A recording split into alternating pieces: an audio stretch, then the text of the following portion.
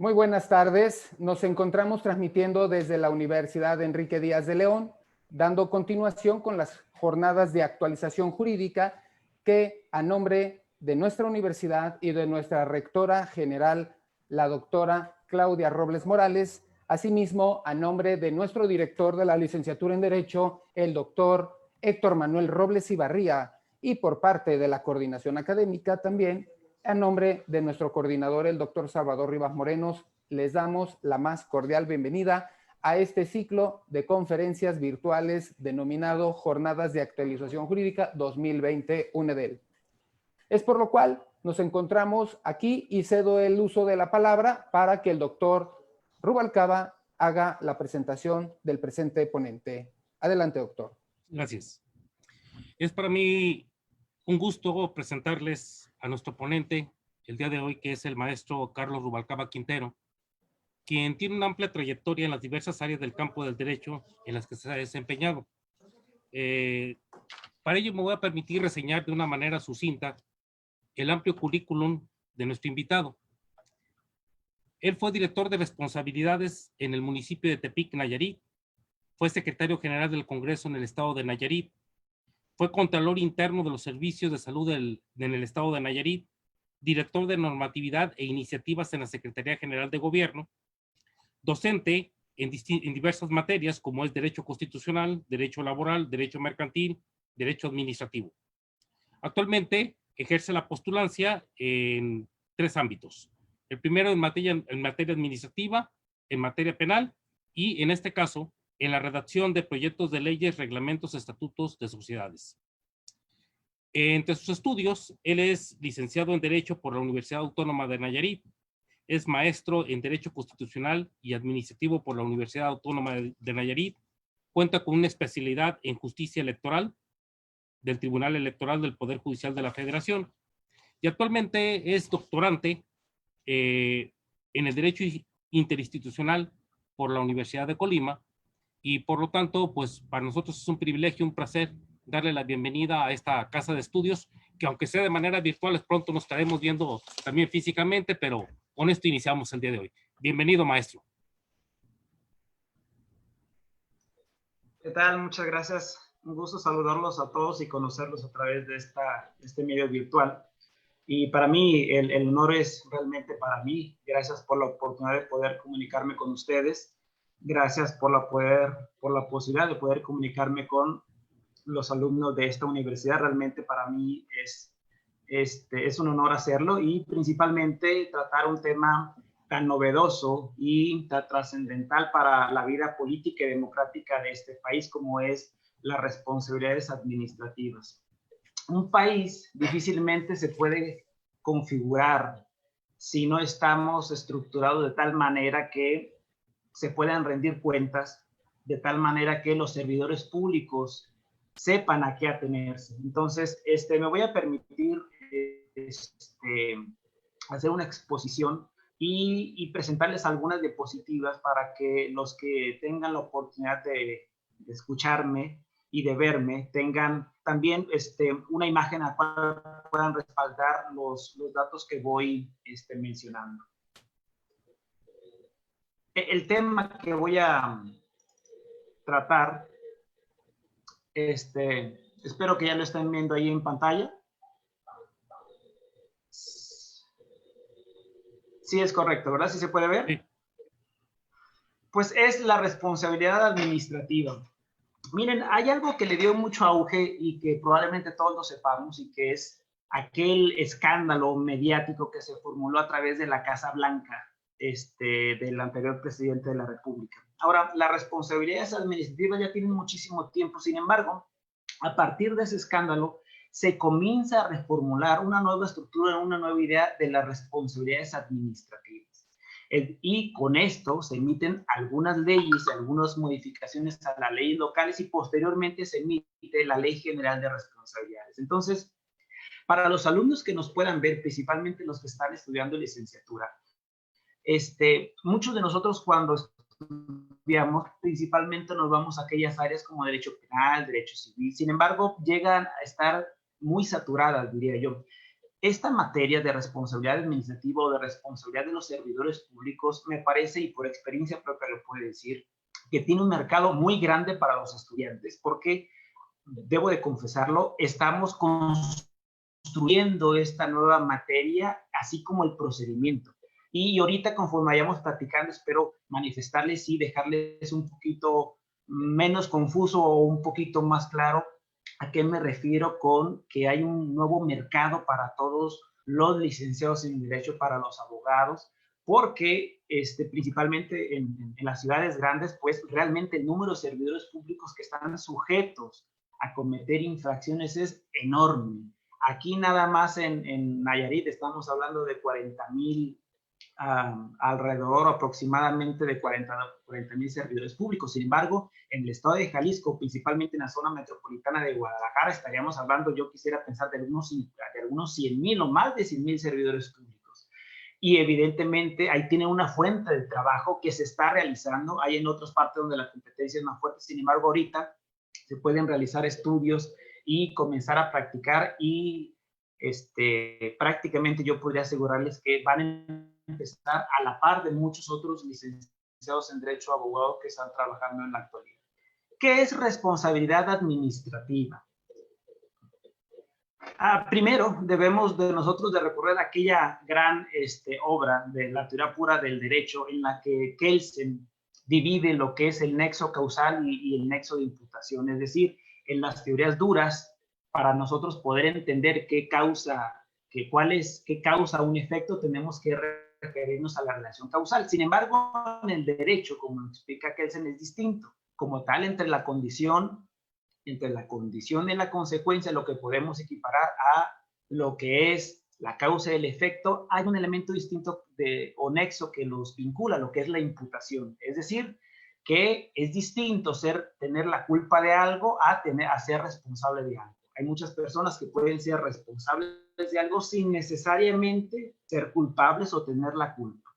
Entonces, entendemos pues que las personas en materia administrativa son responsables de las consecuencias que se les imputen, aunque no necesariamente hayan participado en ellas. Y un poquito más adelante voy a platicar sobre este tema. Entonces, como tal, tenemos que una norma tiene dos elementos principales y tiene un elemento, un nexo, a lo que en materias duras es la relación causal, que en este caso es la imputación. Es decir, tiene una condición y una consecuencia, a lo que en materia, en la que en otros tipos de ciencia le llamamos la causa y el efecto.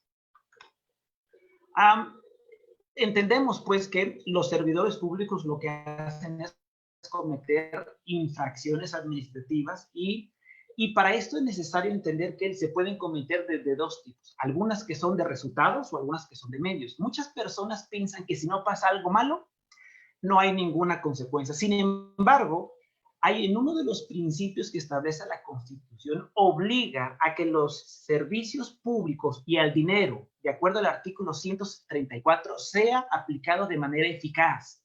¿Qué significa? Eficaz y eficiente. Entonces, ahí tenemos los dos principios principales que van a regir el actuar de los servidores públicos. Una obligación para unos de medios y otra obligación de resultados. Es decir, que para uno les obliga a tener un resultado concreto y para otra obligarse a seguir ciertas conductas.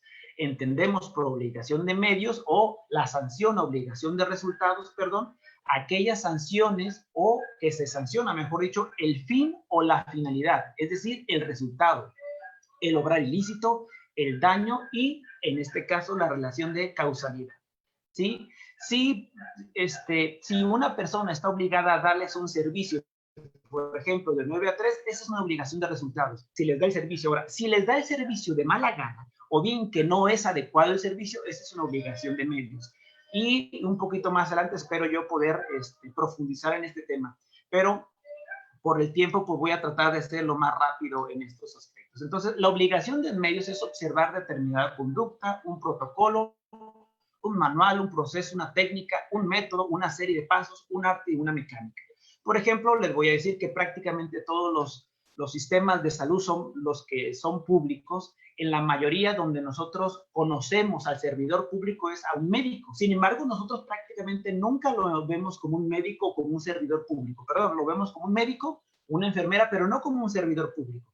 Todos ellos están obligados a prestarnos un servicio y también son servidores públicos de acuerdo con el artículo 108 de nuestra Constitución. Ahora, ¿cuál es lo importante de esto? La mayoría de los médicos, por ejemplo, están obligados a darnos un medio o tienen obligación de medios y no tanto resultados. Evidentemente que si va una persona muy enferma, el médico no está obligado a salvarle la vida, sino a emplear todos los mecanismos, el arte médico y los instrumentos y las normas y protocolos para lograr el fin, pero no está obligado al fin. Sin embargo, si ustedes quieren saber si él cumplió con su obligación, tendrán que irse a un sinnúmero de protocolos y al arte médico para verificar si éste ha cumplido con su obligación de medios. Ahora, si ustedes van con un dentista y el dentista está obligado a extraer la muela, a lo que se obliga es a una obligación de resultados, ¿sí? Independientemente, él tiene la obligación de medios, pero su obligación es un fin o un resultado específico. ¿Cuál? Quitarles una muela. Por supuesto que si es sin dolor, pues mucho mejor, ¿no? Entonces, los servidores públicos como los médicos y enfermeras tienen en su mayoría o por regla general obligaciones de medios, ¿sí? Entonces, hay otros servidores públicos que por regla general tienen obligación de resultados, ¿sí? Como emitir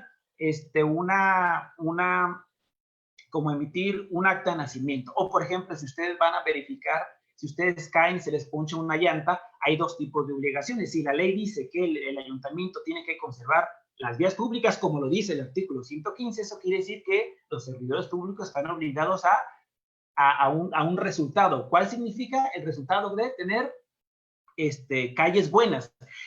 Ahí a ellos no les va a aplicar el hecho de decir, no, pues hicimos todo lo necesario y todo el esfuerzo para poder tener una calle buena, pero pues no podemos si está llena de baches y por eso es que el carro cayó y ya no sirve, ¿no? Ellos estaban obligados, no a una obligación de medios, sino de resultados. Es decir, deben de tener una calle que sea transitable, porque evidentemente que no sea o cause daños a personas o al patrimonio de las personas. Entonces, debemos de entender que las sanciones a las que están sujetos los servidores públicos, evidentemente que son por omisiones y son infracciones por incumplimiento de obligación de medios. Por ejemplo, si ustedes llegan a ser jefes o tienen a un cliente que es jefe de una dirección, un departamento, y vamos a suponer que ese departamento maneja dinero y los subalternos hacen un mal manejo, sustraen el dinero de manera indebida y se lo llevan y el jefe no se da cuenta hasta un año después. Entonces el jefe diría, es que yo no me lo robé, es que yo no lo sustraje. Él tiene una obligación de medios. ¿Cuál era su obligación de medios? Revisar, supervisar y vigilar a sus subalternos. Eso significa que si él no revisó a sus subalternos que estuvieran cumpliendo con sus obligaciones, él no le requirió informes mensuales, como dicen todas las leyes de responsabilidades y todas las leyes correspondientes. Él no supervisó el actuar de sus trabajadores. Eso quiere decir que él también es corresponsable, si no es que responsable y solidario de las infracciones o omisiones que hayan cometido sus subalternos, porque él tenía una obligación de medios. Él tenía que supervisar, vigilar y coordinar las acciones y actividades de sus trabajadores. Si no lo hace, eso quiere decir que él incumplió con su obligación de medios. Por lo tanto, es responsable y amerita una sanción y por lo tanto sería también responsable de los daños y perjuicios que le haya causado el actuar de su actuar homicidio. Entonces, debemos de tener en cuenta que la administración pública establece, y el artículo 108 y 113 de la Constitución establece que la aplicación de los recursos deben de ser eficaz y eficiente. ¿Sí? Por eficaz y eficiente debemos entender también aquellas obligaciones de medios y de resultados, eficaz de resultados y eficiente de medios. ¿Sí? Entonces, las responsabilidades administrativas ahorita juegan un papel determinante. Hay muchísimas instituciones que están verificando el actuar adecuado, no solo en el recurso, en la aplicación de los recursos públicos, sino incluso cuando uno va a recibir un servicio público a cualquier entidad, si esa simple persona le da a uno un trato indebido, indigno, inhumano, la misma ley de responsabilidades establece que eso amerita una sanción, independientemente de que haya causado un daño. Es decir, siempre nos hemos quejado de aquella o bueno, siempre nos quejamos de que nos reciben con muy mala cara en ciertas instituciones. Bueno, la ley de responsabilidades establece que el servicio que nos den y el contacto que nos den debe ser excelente. Eso significa que las personas están obligadas a darnos un trato el momento de llegar y el momento de darnos el servicio de manera humana, digna y excelente. Entonces, para esto, hasta antes de la reforma, hasta antes de la vigencia de la actual ley, que es la Ley General de Responsabilidades, había 32 leyes de responsabilidades administrativas. Actualmente la mayoría siguen vigente porque se sigue aplicando, o hay muchas conductas que se dieron y procedimientos que iniciaron en aquel momento antes de la vigencia. Entonces, la Ley General de Responsabilidades Administrativas, la que es vigente para todo el país de México, entró en vigencia el 19 de julio del 2017. ¿Sí? Entra en vigor y deroga las disposiciones de las leyes locales y por otra parte abroga la Ley Federal de Responsabilidades Administrativas. ¿Por qué no abrogó las leyes locales? Porque evidentemente el Congreso de la Unión no puede abrogar una ley local. Sí puede abrogar una ley que haya sido emitido por ellos. ¿Qué pasa? Que todos los congresos locales habrán de abrogar en su momento, si no es que ya lo hicieron, y dejar que sigan activas hasta en tanto sean terminados todos los asuntos. Y les voy a comentar un hecho práctico que está sucediendo en prácticamente todos los estados. Hecho, y espero que esto lo puedan ver en la pantalla. Hecho, una conducta se ejecutó el 28 de marzo del 2017. Por denuncia, se radicó la investigación el 24 de junio del 2017 y se inició el procedimiento el 14 de septiembre de 2017. ¿Qué ley debe aplicar? La ley local del estado, perdón, aquí es del estado de Jalisco, ahí me disculpan, la ley del estado correspondiente o la ley de responsabilidades, la Ley General de Responsabilidades. Bueno, esto es interesante. Hecho, una conducta, este es otro caso, una conducta se ejecutó el 15 de junio del 2017. La investigación se inició el 20 de julio y el procedimiento el 20 de noviembre del mismo año de 2017. ¿Cuál ley debe aplicar? Si advertimos, aquí hay dos diferencias sustanciales que muchos abogados no hemos podido diferenciar. Una es el inicio de la investigación y una es el inicio del procedimiento. Evidentemente que el inicio de la investigación, en términos de las leyes de justicia administrativa, todos son procedimientos. Sin embargo, para efectos de la Ley General de Responsabilidades, el procedimiento es aquel que inicia con el informe de presunta responsabilidad y no con la investigación, porque la investigación podría terminar estableciendo que no hubo responsabilidad y no hay lugar a acusar. ¿Sí?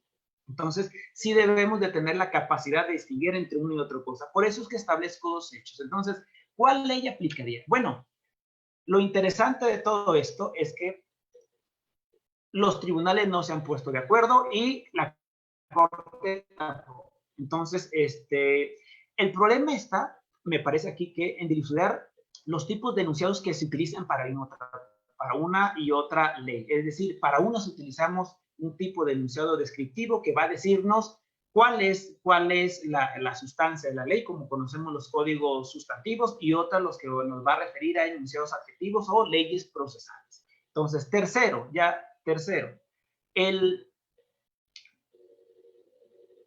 el transitorio tercero de la Ley General de Responsabilidades Administrativas establece que entrará en vigor al año siguiente de la entrada en vigor del presente decreto. El decreto se emitió en el 2016 y entró en vigor en el 2017. Ahora, esto es lo importante, dice, en tanto entra la ley a que se refiere el presente transitorio, continuará aplicándose a la legislación en materia de responsabilidades administrativas en el estado que corresponda, en el ámbito federal y en las entidades federativas, que se encuentre vigente a la fecha de entrada en vigor del presente decreto. Ahora, lo interesante es esto, la parte que ustedes pueden ver en negritas. Los procedimientos administrativos iniciados por las autoridades federales y locales con anterioridad a la entrada en vigor de la Ley General de Responsabilidades Administrativas serán concluidos con las disposiciones aplicables vigantes a su inicio. ¿Qué significa? Que si había un procedimiento ya emplazado y notificado al servidor público, ese se iba a seguir hasta antes del 18 de julio de 2017 con la anterior ley. Pero si no había independientemente de que estuviera ya la investigación, tenía que seguirse con la nueva ley. El problema para las instituciones de responsabilidades es que la nueva ley es muy garantista, y ahorita le voy a decir cuál es el gran problema de esta ley garantista. Prácticamente lo que nos establecieron son un sistema muy parecido al sistema de juicios orales o el sistema adversarial que conocemos ahorita. Entonces, imagínense, si no estábamos preparados para realizar o desahogar procesos y sistemas en el ámbito penal, pues mucho menos lo íbamos a estar en el ámbito administrativo, cuando ni siquiera nadie recibió una sola capacitación de cómo realizar una audiencia, ¿sí? Esa es la gran problemática, ¿sí? Hay ciertos principios que rigen la misma materia de responsabilidades, y aún así nadie sabe cómo ejecutarlos. ¿Qué significa? Que los órganos sancionadores para todo siguieron utilizando la anterior ley. Conducta acontecida antes de la entrada en vigor de esta ley, también le aplico el proceso anterior, no importa que no haya instaurado el procedimiento. Y esto ha llegado a los tribunales. Ahora, ¿qué han dicho los tribunales respecto a esto? Dice, responsabilidades administrativas de los servidores públicos a los procedimientos correspondientes a conductas reprochadas cometidas bajo la vigencia de la abrogada ley federal relativa, le son aplicables las reglas de esta y no las de la Ley General de Responsabilidades Administrativas. Un tribunal, en la tesis que ahí está ante ustedes, que es la 20.230, estableció que no importa lo que diga el transitorio, lo que debe aplicar es la ley anterior. Sin embargo, este tribunal nunca declaró la inconstitucionalidad del artículo tercero transitorio de la ley general, lo que tuvo que haber hecho, pues simplemente no puede dejar de aplicar una ley si no la está declarando inconstitucional. Ahora, ¿qué dijo otro tribunal? La resolución que contiene el segundo criterio fue emitido por el 15º Tribunal Colegiado en materia administrativa del primer circuito en sesión del 22 de mayo del 2019. Y dice, de conformidad con el artículo tercero transitorio, cuarto párrafo del mismo decreto, los procedimientos administrativos iniciados antes de la entrada en vigor de la Ley General de Responsabilidades Administrativas deben concluir conforme a las disposiciones vigentes hasta entonces. Sobre esa base, estimó que el punto de referencia para determinar la legislación aplicable es el procedimiento de sanción y no el inicio del procedimiento. Es decir, el primer criterio que les acabo de mostrar, que es este que está ahorita a la vista, establece que sea el inicio del procedimiento o cuando se cometió la falta. La ley procedimental que le va a aplicar. Y el segundo criterio establece que, por el contrario, son la nueva Ley General de Responsabilidad la que va a aplicar. Entonces,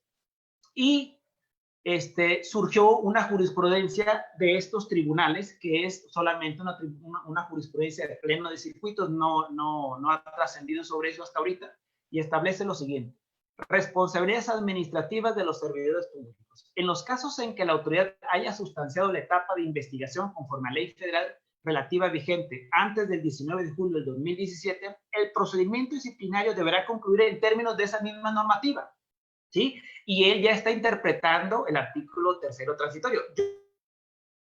Para mí no lo está interpretando, para mí lo está modificando y lo está declarando una de dos, o ineficaz o inconstitucional, pero no es una interpretación porque no da lugar a dudas a la interpretación. Es decir, tuviera que haberlo declarado inconstitucional, pero sí que le aplicaba a la otra ley. Sin embargo, eso lo hizo el Tribunal 2020912.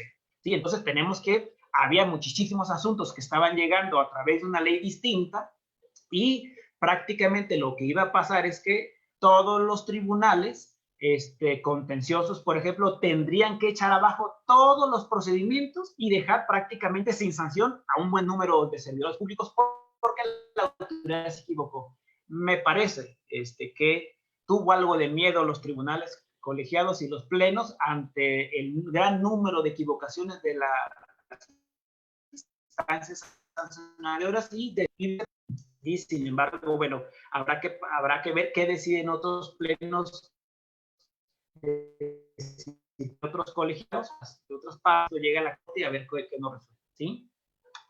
Ahora, lo interesante de todo esto es preguntarnos si las autoridades administrativas deben de aplicar este criterio. Primero debemos de tener en cuenta que este criterio obliga a una zona determinada de donde fue emitido, ¿sí? Entonces, debemos de tener en cuenta que para efectos de la inaplicación de leyes o de normas generales, las autoridades administrativas no pueden desaplicarlas. ¿Qué significa? Que hasta en tanto no sea reformada la ley o sea a través de una sentencia de amparo, ellos dejarán de aplicar una norma, pero mutuo propio no lo podrían hacer, ¿sí? La jurisprudencia es obligatoria para las autoridades en sede administrativa, pues evidentemente que algunos podrían interpretar que sí, y algunos podrían establecer que ellos comparten la interpretación de tal tribunal. Sin embargo, ese enunciado del tercero transitorio no da lugar a dudas a otra interpretación. Lo que daría es a que se declare inconstitucional. Ahora, la jurisprudencia sustituye la ley, es decir, es de observancia general y sus efectos son generales o solo aplica para los casos que se le plantean y que tengan que resolver los órganos jurisdiccionales de circuito correspondientes. Evidentemente que esta jurisprudencia es obligatoria para los jueces de distrito y los tribunales judiciales, ¿sí? Sin embargo, como tal, no le ha quitado la vida al tercero transitorio. Por lo tanto, hasta las autoridades administrativas deberían de seguirlo aplicando y no es sino a través del amparo o a través de juicios que la autoridad deberá decirle a la autoridad administrativa que deje de aplicar ese transitorio y aplique uno distinto. Y el otro punto es si los órganos internos de control deben de seguir aplicando el tercero transitorio o desaplicarlo y aplicar la jurisprudencia. Pues igual son autoridades administrativas que pueden tener funciones materialmente jurisdiccionales, pero que deberían atender realmente al lugar a donde lugar donde se emitió la jurisprudencia. Esto significa que si no están en el ámbito de aplicabilidad de la jurisprudencia, ellos tendrán que seguir el tercero transitorio. Sin embargo, hay algunos que le dan un sentido distinto al tercero transitorio y están interpretando cosas distintas, aunque el artículo sea muy claro. Aquí podríamos entrar en una discusión sobre que las diferencias entre disposición y norma, y para eso me parece que son temas de argumentación jurídica. Ahora, ¿cuáles son los tipos de responsabilidades de los servidores públicos? De acuerdo al artículo 109, 110 y 111, los tipos de responsabilidades en los que puede desahogarse o, mejor dicho, provocarse algún tipo de responsabilidad son los siguientes: el juicio político en el ejercicio de sus funciones, y evidentemente que prácticamente la mayoría de los servidores públicos y específicamente algunos que contempla la Constitución pueden incurrir en actos para que se les aplique el juicio político, el procedimiento de responsabilidad administrativa, responsabilidad penal, responsabilidad civil, y evidentemente, aunque esta no sea directamente contra ellos, también pueden ejercerse algún tipo de acción de regreso por responsabilidad patrimonial en vía de repetición por medio de la responsabilidad administrativa. Entonces, si podemos ver, son varias los tipos de responsabilidades en los que puede incurrir un servidor público, más allá de que hay un sinnúmero de supuestos en los que el servidor público puede ser sancionado. Entonces, realmente sí es para que lo tomen en cuenta, porque en la administración pública y por experiencia propia prácticamente todas las personas que entran en la administración pública son sujetas de responsabilidad administrativa. Y aquí también entran las universidades públicas, ¿sí? Hay muchas universidades que en muchas ocasiones no se dan cuenta que también son servidores públicos, desde el maestro, el director, el intendente, y todos ellos son sujetos. Tan es así que deben de tener su órgano de control interno, Contraloría Interna, ¿sí? Que los debe sancionar y de responsabilizar. Ahora, no deben de perder de vista que el denunciante ahora es un sujeto activo del procedimiento. Antes simplemente denunciaba y ya no podía atacar las resoluciones. ahora puede atacarlas. Es decir, que si alguien se queja de una mala actitud, de un insulto, de mal manejo de los recursos, de cualquier cosa y presenta pruebas, él puede llegar hasta puede utilizar todas las instancias establecidas en la misma Ley General de Responsabilidades para hacer valer y que se sancione el servidor público. Antes simplemente la autoridad sancionada no emitía una sanción, o simplemente emitía la congeladora del procedimiento, y cuando se iba al amparo o al contencioso el denunciante, la autoridad decía que no tenía interés jurídico para impugnar ninguna de las autoridades, pues el hecho de que tuviera la calidad de denunciante no era suficiente para poder impugnar las determinaciones del órgano sancionador. Entonces, sí es pertinente que todos los servidores públicos y que los abogados que tengan como clientes de servidores públicos, pues les informen que realmente hay un abanico muy grande de posibilidades de cometer infracciones. Ahora, vamos a tratar de ver ahorita quiénes son los servidores públicos, cuáles son las directrices, cuáles son los tipos de faltas, las sanciones administrativas, los delitos cometidos por servidores públicos, delitos electorales de servidores públicos, y espero yo poder tener el tiempo para algunos ejemplos. Primero, debemos de entender que los servidores públicos están establecidos en el artículo 108 de la Constitución, y cada constitución local prácticamente tiene un artículo idéntico,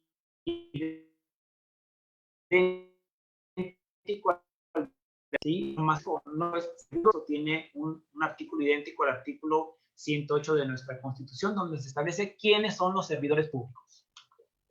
Ahora, la Constitución Política de los Estados Unidos Mexicanos establece que se aplicarán sanciones administrativas a los servidores públicos por actos u omisiones que afecten la legalidad, honradez, lealtad, imparcialidad y eficiencia que deben observar en el desempeño de sus empleos, cargos o comisiones. ¿Por qué el término, la palabra eficiencia está con letras más grandes? Bueno, toda nuestra vida hemos advertido, o gran parte de nuestra vida hemos advertido que las obras están mal hechas, que no hay buenos servicios, que el servidor público puede hacer con nosotros lo que sea y nosotros no tenemos ningún arma para poder atacar sus malas o su deficiencia, su negligencia. Bueno, la Constitución realmente sí nos da herramientas para poder acusarlos, para poder demostrar su ineficiencia y para que en caso sean destituidos, incluso hasta por 20 años, lo que significaría prácticamente una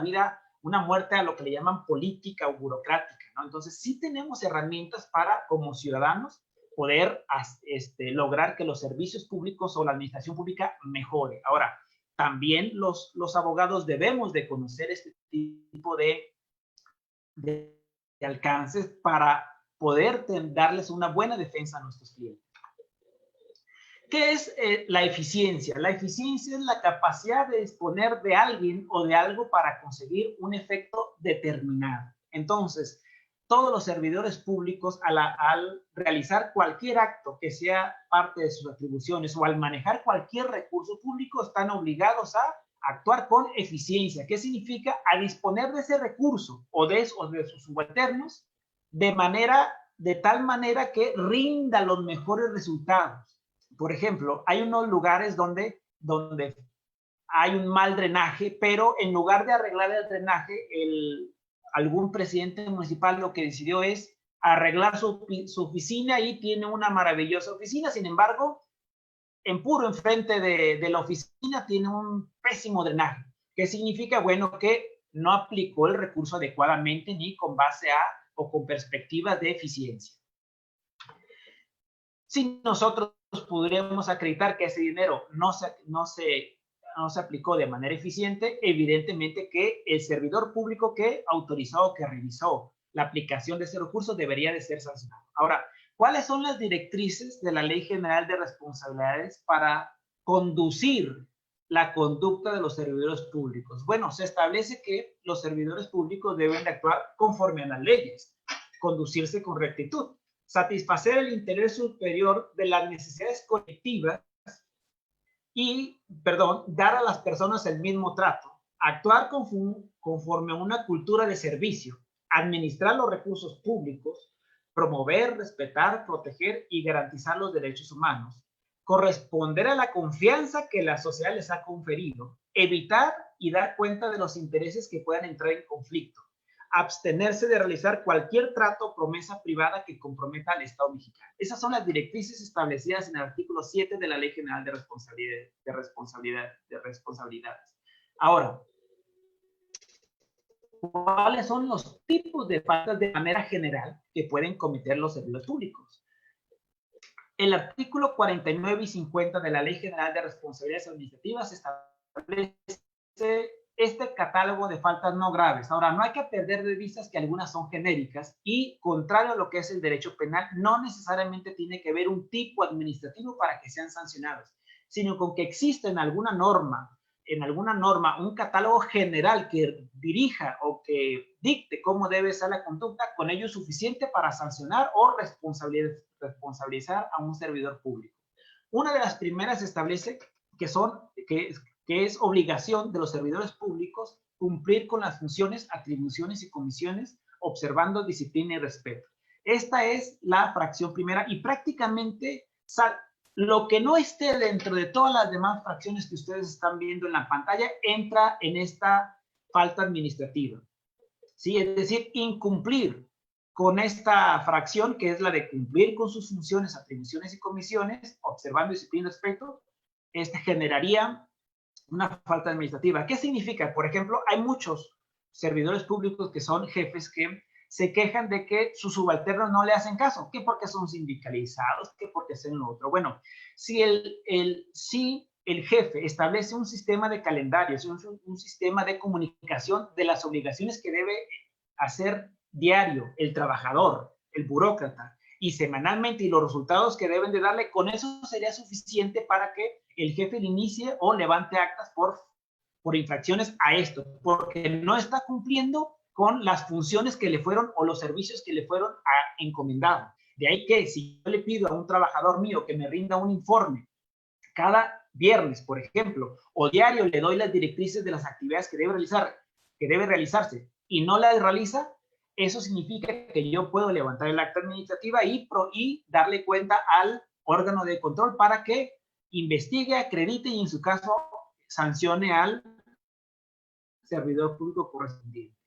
Las otras son denunciar los actos u omisiones que puedan constituir faltas administrativas. Las personas o los servidores públicos, cuando adviertan que hay alguna irregularidad para efecto de deslindarse de responsabilidades, tienen que comunicarlo. Si con ellos pasa una línea de conocimiento, o mejor dicho, si ellos conocen a través de la línea de producción de algún acto administrativo y no dan o no hacen saber al jefe o a alguien que ese acto administrativo es dañino o bien que es ilegal o irregular, también cometen la falta administrativa. ¿Sí? Atender las instrucciones de sus superiores, rendir cuentas sobre el ejercicio de sus funciones. Prácticamente todos los servidores públicos están obligados a rendir un informe mensual, pero si usted le preguntan a algún conocido que tengan servidor público cuánto fue el último informe que le dieron a su jefe de manera escrita para acreditar esta obligación, se darán cuenta que la mayoría no ha rendido cuentas o emitido algún informe de manera mensual o semanal a su superior. Registrar, integrar, custodiar y cuidar la documentación e información que tenga bajo su responsabilidad. Esto es una obligación de medios muy importante porque en varias partes del país, cada que va a terminar un sexenio, un trienio, dependiendo, se quema, se les mojan los documentos y pasan una serie de cosas que hacen imposible obtener cierta información. Ahora, si ustedes advierten, hay muchos lugares donde no es adecuado para el resguardo de información. Incluso en cada uno de los estados hay una ley de archivos y también hay una ley general de archivos que te establece cómo debería estar resguardada la información. Pero cuando ustedes van al lugar donde se inundó por una lluvia y advierten que es un lugar que no era apto, que estaba incluso a la intemperie, entonces se darán cuenta que no cumplieron con su obligación de medios de establecer los mecanismos idóneos para conservar la información. Por lo tanto, deberían de ser responsables por cuando haya alguna destrucción o daño a la información o a los documentos donde está contenida la información. Simplemente los funcionarios se limitan a levantar un acta de todo lo que se perdió y en esa veces se mete hasta lo que no se perdió, pero que es idóneo que se haya perdido, ¿no? Presentar en tiempo y forma las declaraciones de situación patrimonial de interés, es decir, todos los servidores públicos están obligados a declarar todo lo que su cónyuge y él tienen como patrimonio. El simple hecho de no declararlo es falta administrativa. Nosotros recientemente vimos ya, si no me equivoco, con Bartlett, un asunto donde él estaba obligado a declarar y, bueno, no declaró lo que su pareja tenía. Evidentemente que él alude que, o alega que ella no es su cónyuge, sino que es simplemente tiene una relación amorosa, por lo tanto no estaba obligado a rendir ningún tipo de conflicto de intereses, no obstante que ella haya sido beneficiada de distintos contratos en la Administración Pública Federal. Están obligados a colaborar con los procedimientos administrativos, a supervisar que los servidores públicos sujetos a su dirección cumplan con sus obligaciones y evidentemente que están obligados a evitar causar daños y perjuicios a la hacienda pública, ya sea municipal, estatal o federal. No sé cómo vamos en tiempo, no sé cuánto me falta. Vamos muy bien, maestro. Puede usar el tiempo que usted considere pertinente. Muy bien, muchas gracias. Bueno, espero, no es muy rápido, pero bueno, creo que tengo ahí algo así como 45 minutos, una hora, entonces trataré de decirles muchas cosas, al menos para confundirlos un poco más y esperemos que no los pierdan nada. Bueno, ya hablamos ahorita de lo que fueron las faltas administrativas no graves. Ahora, las faltas administrativas graves son las establecidas en los artículos 52 al 63 de la Ley General de Responsabilidades Administrativas.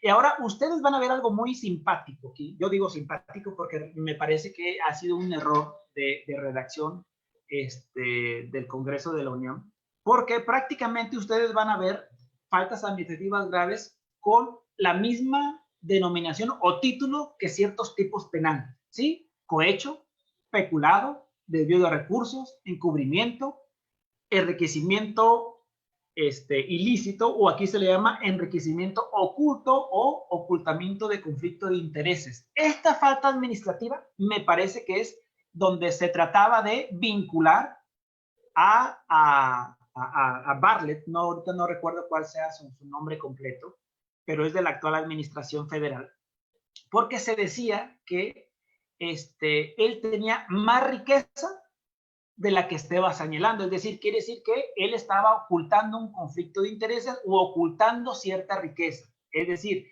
no es, antes se decía que se alegaba del enriquecimiento oculto, del enriquecimiento ilícito, pero ahora lo que se dice es, si te enriqueces también no lo debes de decir, aunque sea legal, si no nos lo dices, eso es una falta administrativa grave, porque lo que protege este sistema, más allá de corrupción o no corrupción, es que se construya una confianza en las instituciones, donde se sepa con certeza con cuánto dinero llega una persona y con cuánto dinero se va, a efecto de poder calcular o computar cuáles fueron las fuentes de sus ingresos y la forma en la que se enriqueció, y si esa forma de enriquecimiento corresponde a los ingresos que tuvo en su momento. Por lo cual, si después ellos salen, bueno, es que sí tengo más millones de los que declaré, es que se me olvidó declararlos. Bueno, se te olvidó, entonces nos ocultaste ese enriquecimiento y esa es falta administrativa grave, y las faltas administrativas graves también pueden consistir en destitución. Entonces tenemos que el cohecho es desde el punto de vista administrativo, claro. Si lo vemos como un tipo administrativo, el cohecho es exigir, aceptar, obtener o pretender obtener cualquier beneficio. ¿Qué significa? Que cualquier persona que recibe incluso un plato de frutas de cualquier usuario podría estar cometiendo un cohecho. Ahora, cuando llegó la actual Administración Federal, si no mal recuerdo, establecieron que todas las personas estaban obligadas a declarar, o mejor dicho, que no podían recibir regalos mayores de 5,000 pesos de ningún usuario. Bueno, la ley general ya establecía que no solamente no podían recibir premios, regalos de proveedores de nadie mayor a 5,000 pesos, sino que no podían recibir ningún tipo de valor con una cuantía monetaria o física de ninguna manera, es decir, ni un peso, ¿sí? Eso quiere decir que si llegaban con un ramo, un paquete de chocolate de 150 pesos, se estaba obteniendo un beneficio y aunque fueran 150 pesos, se tenía que reportar ante el órgano de control o la Contraloría para que éste hiciera lo correspondiente. Pero ya a partir del 2017, nadie puede recibir absolutamente ni un peso, contrario a que algunos manejaban con querer imponer que todo regalo a partir de 5,000 pesos se tuviera que declarar. Bueno, la norma o la ley general ya lo establecía, que ni siquiera un peso se puede recibir por parte de un usuario. El peculado es autorizar, solicitar o realizar actos para el uso o apropiación de recursos públicos. El desvío de recursos públicos, aquí es muy interesante porque las investigaciones tienen que realizarse de tal manera que quien investigue tiene que conocer la operatividad o la operación de la administración pública. Voy a dar un ejemplo.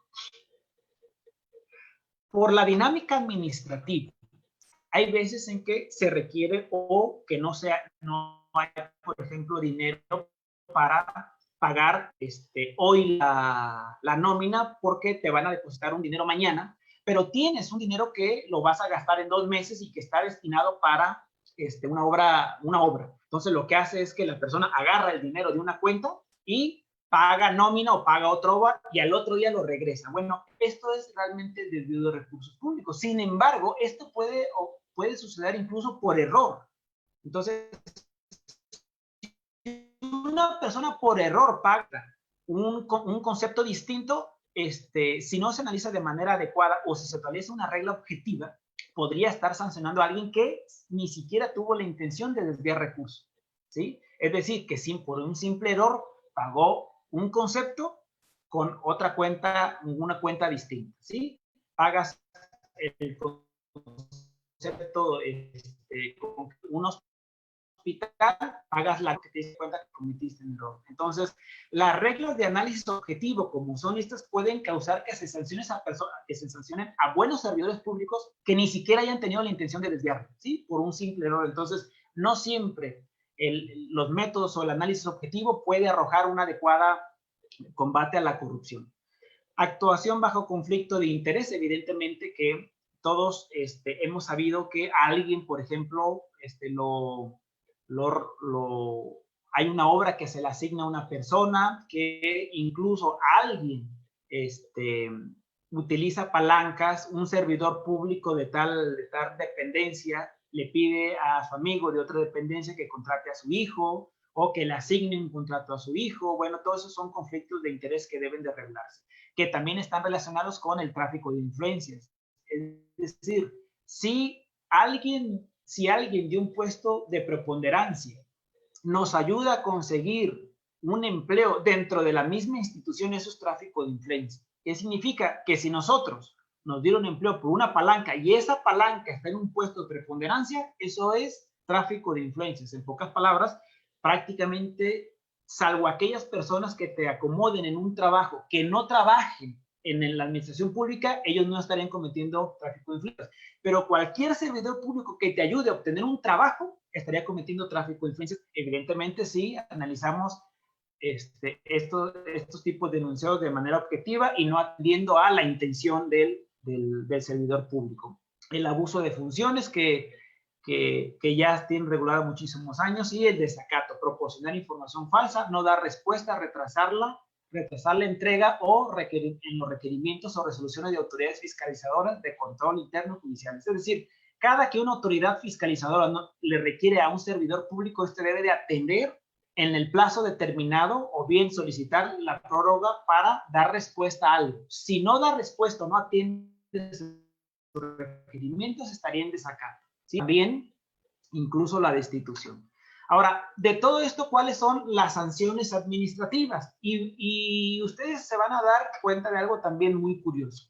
Las sanciones administrativas, tanto no graves como las graves, prácticamente son las mismas, pero algunas nada más difieren de su temporalidad. Ahora, las sanciones administrativas no graves están establecidas en el artículo 75 de la Ley General de Responsabilidades Administrativas y consisten en amonestación pública o privada, suspensión del empleo, destitución o inhabilitación. Ahora, veamos lo que establece también para las graves. Lo mismo, destitución, suspensión, inhabilitación y por supuesto aquí nada más se suma una, la que es la sanción económica o la obligación de resarcir el daño. Me parece que eso fue uno de los errores que cometió el legislador en prácticamente establecer para todo lo mismo. Entonces, alguien, una institución, un órgano sancionador, si no se quiere ir al tribunal a acusar a un servidor público, pues simplemente no lo acusa porque el tribunal va a hacer una revisión más minuciosa del caso y él lo sanciona con destitución también, pero con una no grave. ¿Sí? Porque si por una grave y por una no grave te pueden destituir y para mí es más fácil destituirte con una no grave, pues mejor utilizo la no grave. Entonces, pues ya ahí ya está cumplido el término. O te suspendo o te inhabilito. ¿Sí? Entonces me parece que en algunos proyectos, si no me equivoco, en algún proyecto que leí hace un par de meses, ya estas cuestiones ya lo están tratando. Evidentemente que cuando surgió esta ley, me acuerdo que yo era el secretario general del Congreso del Estado y aquí les trabajamos, dimos nuestras opiniones sobre todas las deficiencias, pero bueno, al último se emitió y algunas las atendieron y otras pues tenía que salir la ley y salió así, ¿no? Y yo creo que tendrá que arreglarse muchas cosas y errores que tiene esta ley general que incluso hacen que sea más complicado sancionar la corrupción. Las leyes que se tenían antes de responsabilidades, evidentemente eran menos garantistas, pero tenían un sistema tasado o un sistema típico de faltas administrativas mucho más amplio que este. Este ya vimos que tiene unas cuantas, aquel tenía 30, 40, 50, y este vimos que tiene 7, y ahí tú tienes que lograr encuadrar todas las infracciones cometidas por algún servidor público. Entonces, es mucho más complicado sancionar a alguien con esta ley que con las anteriores. Aquellas leyes tenían años que se venían desarrollando y evidentemente que esta se emitió por presión, por urgencia, por lo que sea, pero evidentemente que tendrán que hacer un trabajo muy importante para poder solucionar todos estos problemas. Ahora, ¿cuáles son los delitos cometidos por los servidores públicos? Bueno, ya vimos cuáles son las infracciones graves y estos son los delitos cometidos por los servidores públicos. Ahorita ustedes están en la pantalla viendo el Código Penal, algunos del Código Penal para el Estado de Colima. Esta fue una capacitación que di para el fiscal anticorrupción de Colima y estos artículos, por supuesto, que son de Colima, pero prácticamente la mayoría de estos artículos están en la mayoría de los códigos penales. De los códigos penales que han insertado o adicionado más tipos penales respecto de los servidores públicos es el de Colima. No he tenido la oportunidad de revisar el de Jalisco, pero algunas prácticas que hemos tenido con diferentes fiscales anticorrupción, el estado de Colima es de los que ha avanzado un poco más en esto.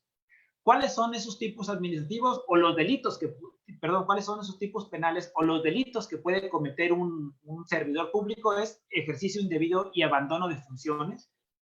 Esto es bien interesante porque vean, por ejemplo, si ustedes son servidores públicos, muchos piensan que pueden renunciar hoy y ya no ir mañana.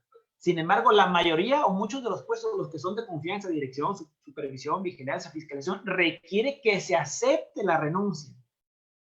¿Qué significa? Que si en los siguientes 15 días no se acepta la renuncia, tú ya puedes abandonar el puesto, pero mientras no se acepte la renuncia, tú debes de mantenerte en el puesto hasta al menos que se cumpla el término establecido por las leyes para poder abandonar. Si lo abandonas de un día para otro, simplemente presentando tu renuncia y crees que eso es suficiente, puedes estar cometiendo el delito de abandono de funciones. Entonces, evidentemente que hay que tener cuidado con los servidores públicos que piensan, que se enojan,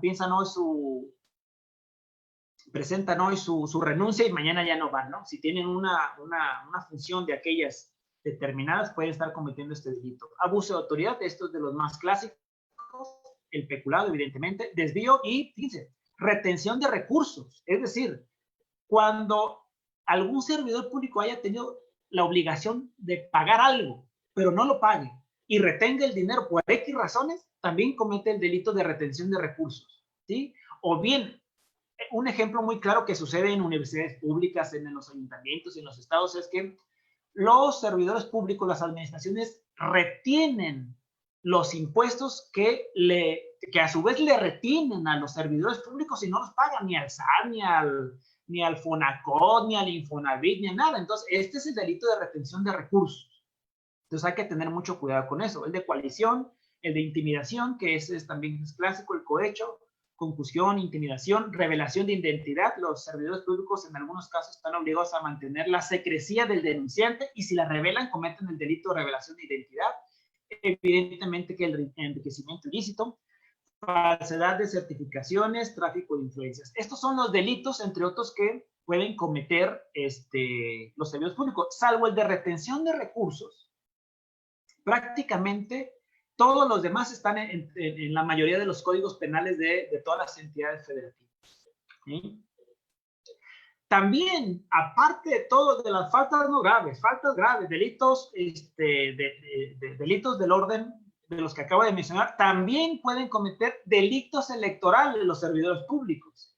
Entonces, los artículos 11 y 20 de la Ley General en materia de delitos electorales establece un número de delitos electorales que pueden cometer los servidores públicos, ¿sí? Coaccionar o amenazar a subordinados para que participen en eventos proselitistas, voten o se abstengan de votar por un candidato, partido o coalición, condicionar la prestación de un servicio público, destinar fondos, bienes o servicios para apoyo o perjuicio de candidatos, partidos, etcétera. Muchos hemos conocido algún caso donde algún servidor público usa la camioneta para transportar algún tipo de propaganda de algún partido político porque se le hizo fácil y porque tiene cierta afinidad con un partido o un candidato. Bueno, antes estaban en la mayoría de los códigos penales o de las leyes electorales en materia local, ahora están en una ley general en materia de delitos electorales. Ahora, lo importante o lo malo de estas leyes es que se estableció ciertas condiciones para la prisión preventiva de estos delitos. Entonces, aún aunque sea un cemento o algo muy mínimo que sea transportado o beneficiado a algún partido político, a un candidato que sea recurso público o nada más haber utilizado la camioneta de su trabajo para transportar algo en materia electoral, eso es destinar fondos, bienes o servicios para apoyo o perjuicio de candidatos a partidos y es un delito establecido en la Ley General de Delitos Electorales y bueno, probablemente, o lo más seguro es que de acuerdo a la Constitución y a los propios códigos, no, mientras se investigue o después de que se formule la imputación, se dé o se te conceda o mejor dicho, no se conceda la libertad y el juez dicte la prisión preventiva. Entonces, hay que tener mucho cuidado los servidores públicos con ese tipo de cuestiones. Bueno, para finalizar, es muy largo esta exposición, pero para finalizar, para dar algunos ejemplos, es por qué puedo ser sancionado vía administrativa y procesado penalmente. Bueno, aceptar un empleo, fíjense, aceptar un empleo, cargo o comisión en el servicio público sin estar capacitado para ello, en muchos de los códigos también está tipificado. Es decir, muchas veces criticamos que está un inepto, un negligente, alguien que no tiene título. Por ejemplo, hay leyes que requieren que para estar en determinado puesto como protección civil o muchos requieren de cierto título o experiencia. Y los códigos penales establecen que aceptar un puesto sin tener o sin reunir los requisitos para el cargo es delito. Pero, pues, yo no recuerdo cuando haya algún servidor público haya sido procesado cuando no reúnan ni el perfil para desarrollar el cargo. Y créanmelo, por experiencia, hay muchísimas personas que no reúnen los requisitos para ello. Pero, evidentemente, también la falta de conocimiento de la población y de estos tipos de esta clasificación de tipos administrativos y penales hacen que pensemos que eso es normal o bien que simplemente lo dejemos pasar. Realizar algo que el superior jerárquico ordena, pero sabes que está mal. Le tienes que regresar el documento con un escrito e informarle por qué es que está mal, ¿sí? Si no lo haces, tú eres corresponsable. ¿Qué significa? Le dices que no se debe hacer así, pero pero obedece la orden. ¿Qué significa? Que hay un excluyente de mando. Tú no serías responsable. sabes que está mal, pero no lo externas y lo haces, entonces eres responsable.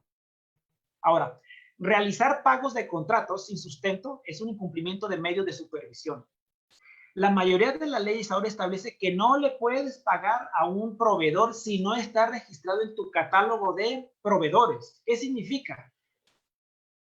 Que si alguien ordena una comida en un restaurante, pero ese restaurante no estaba registrado como proveedor, evidentemente ya cometiste alguna sanción, ya cometiste una infracción administrativa y puede ameritar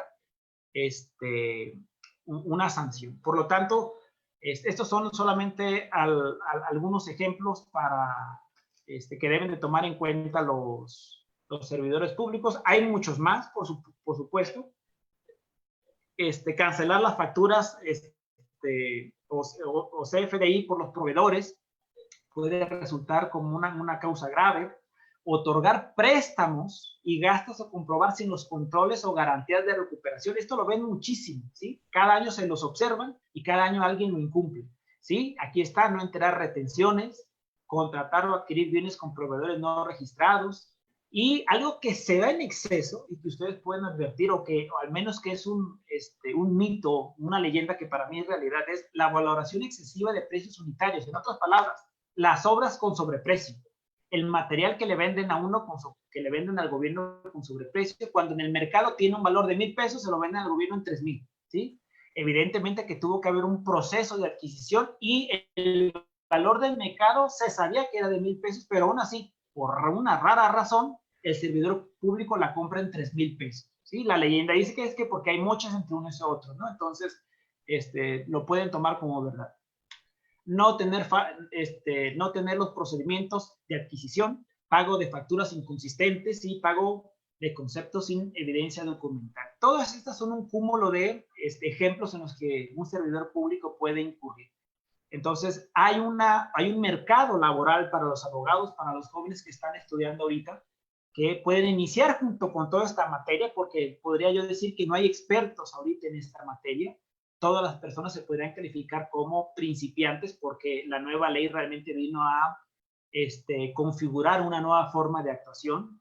Hay un mercado bueno, hay un mercado grande, porque por los servidores públicos, pues para su fortuna y para desfortuna de nosotros, ellos siempre ganan, haya crisis o no haya crisis, puede pasar lo que sea, pero los servidores públicos en su gran mayoría siempre reciben su salario. Eso quiere decir que tienen la capacidad para pagar los honorarios. Hay una materia que prácticamente está en blanco, como es la de responsabilidades administrativas, que requiere de jóvenes que se capaciten, que entren en esta nueva dinámica. Y por supuesto que si yo tuviera que recomendar a alguien que estudiar y cómo abrirse paso en alguna materia o en alguna área de la abogacía, me parece que sería la materia de responsabilidades. Es una materia muy interesante y tiene una vigencia o es vigente la preocupación de los ciudadanos y por lo tanto podrían no solamente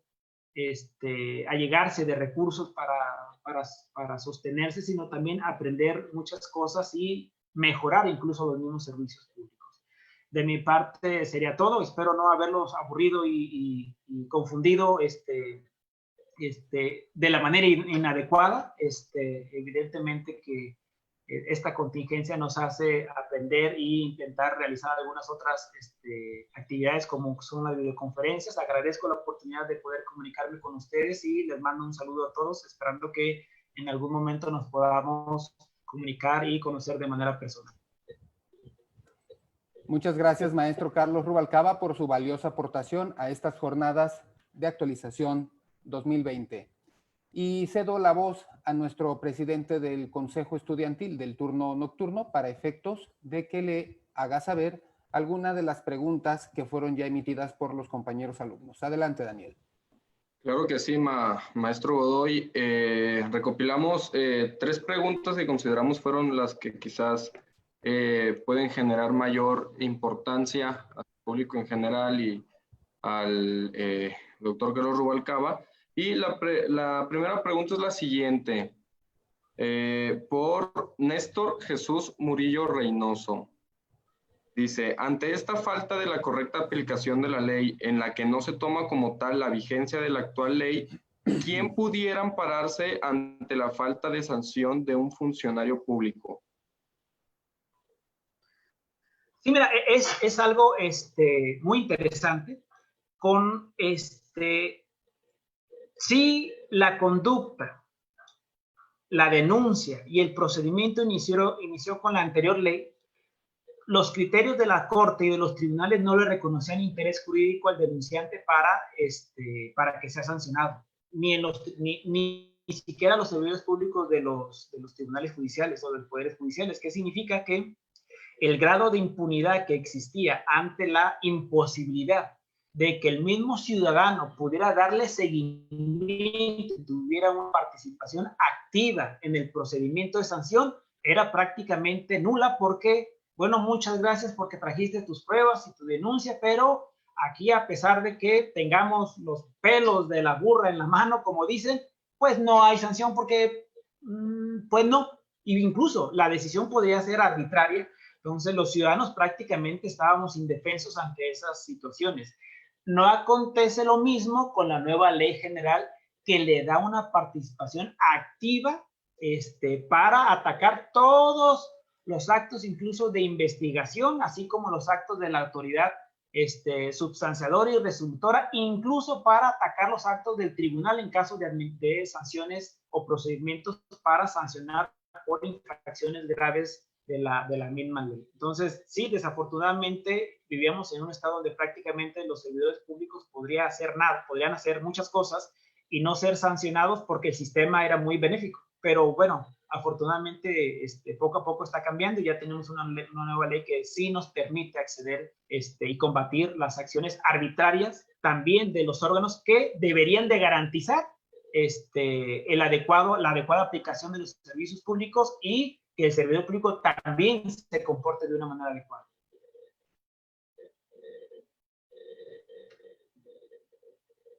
Ok, doctor, muchas gracias por su comentario o respuesta.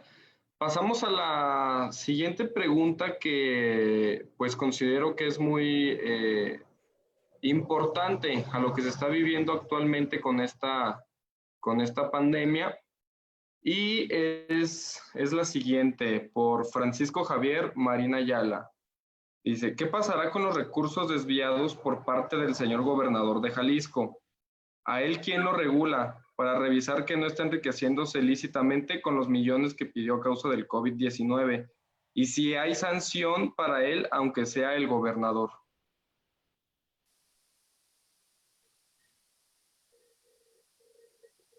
Sí, claro que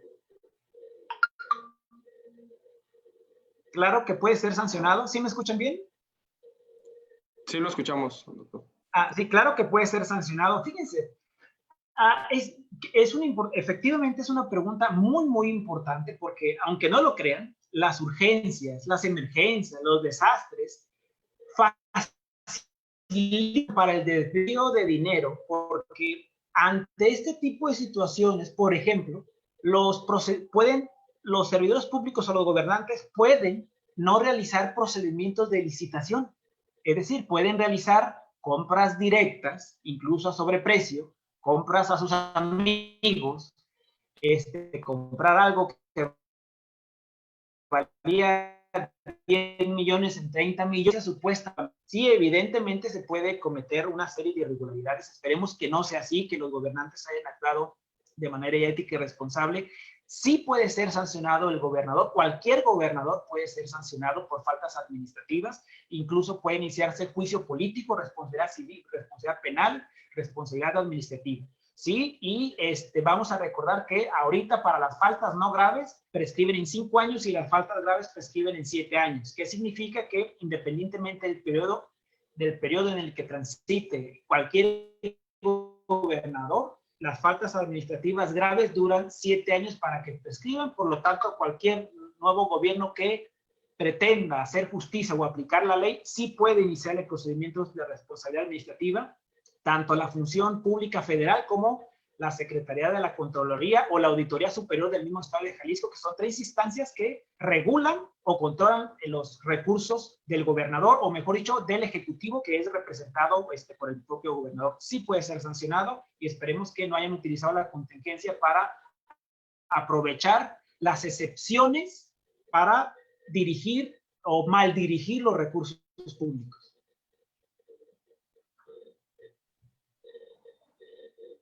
Muchas gracias, doctor. Y de hecho sí tenemos pues en cuenta eso, ¿no? Que pues quizás haya ahorita muchos choques políticos que respecto de lo que está pasando con el señor gobernador, la deuda pública y todo eso, ¿no? Que antes se atacaba, que se había endeudado al Estado con, creo que eran 4 o 5 mil millones de pesos, y ahorita ya hay una deuda pública de 19 mil millones, y bueno, y todo se desprende de una causa, ¿no? Que es el COVID-19 y todo el apoyo económico que se solicitó. Ya para no alargar más la conferencia, me gustaría concluir mi intervención con un comentario de parte de su servidor. Respecto del tráfico de influencias,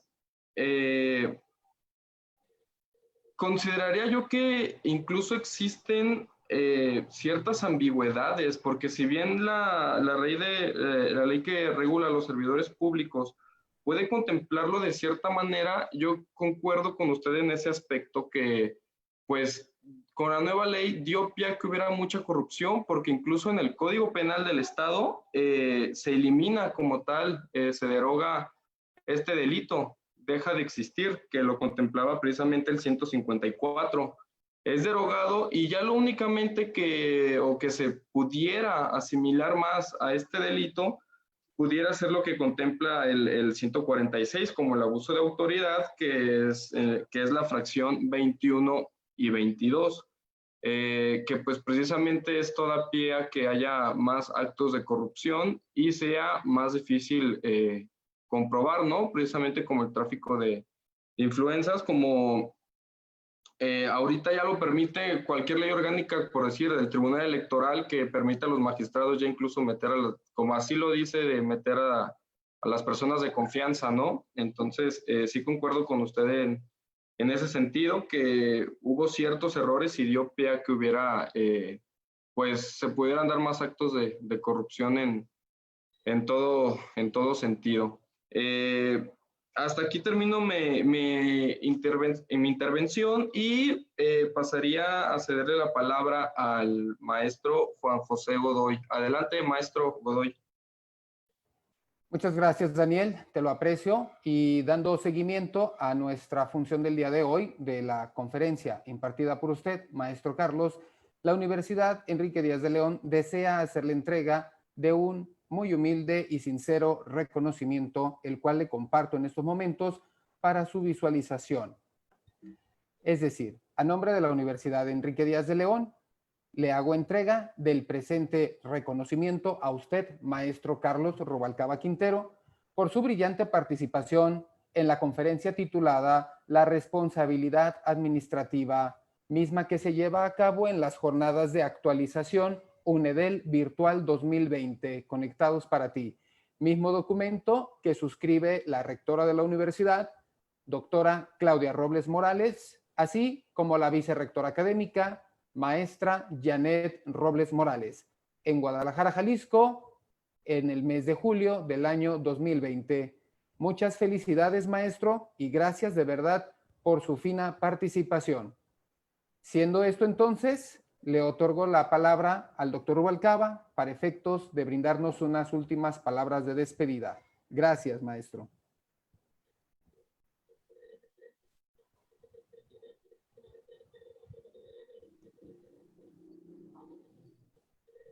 Adelante, doctor, su micrófono.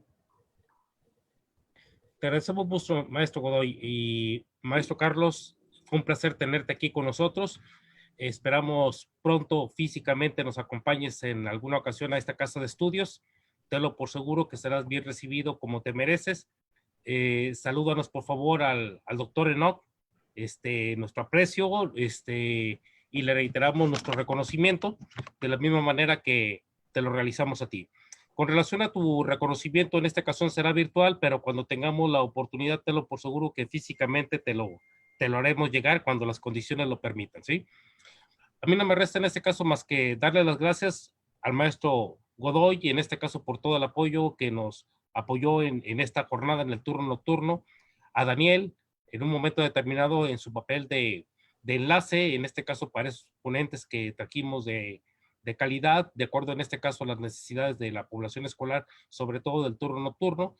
Debemos de considerar que en este caso pues fuiste el turno privilegiado, en este caso con una oferta más amplia, en este caso de conferencias. En buena hora, muchas gracias, y con eso cerramos nuestra jornada y esperemos pronto volvernos a ver en las aulas, pero por el momento este será el medio por donde continuaremos trabajando, con todo el ánimo y con toda la ímpetu. Buenas noches, muchas gracias. Muchas gracias. Hasta luego. Gracias, hasta luego.